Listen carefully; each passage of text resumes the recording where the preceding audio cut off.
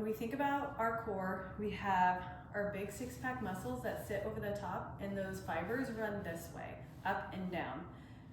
But we're trying to get to the transverse abdominis, which sits underneath those six-pack muscles, and those fibers will run this way. They attach up front in our hip bones, and they run this way all the way up to our rib cage. So we have this nice long muscle running this way, almost like our own internal weightlifting belt. That's the muscle we're trying to contract. So we're gonna start on hands and knees to begin with. Here, I'm gonna do that big belly breath that I did earlier. So big belly breath, 360 expansion. As I exhale, I'm gonna think zipper up. Okay, so I'm trying to drive that belly button into my spine without getting compensation through my pelvis or my hips.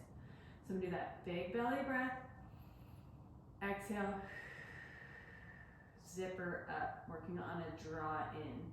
You may have heard that cue belly button towards spine before, but we don't want to think about cutting it off here. So I don't want to go and squeeze right around the middle. It's more like that tube of toothpaste. So I want to think zipper up or rolling that tube of toothpaste up versus really squeezing around the middle.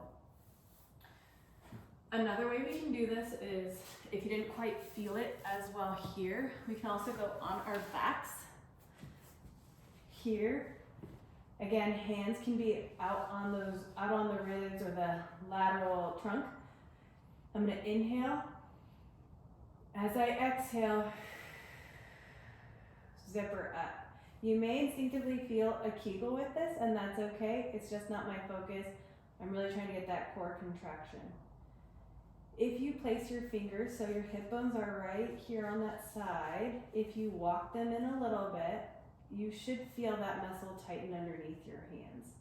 If you feel the belly push out, that tells me you're sending more pressure downwards to try and achieve that core contraction, and that's not quite what we want.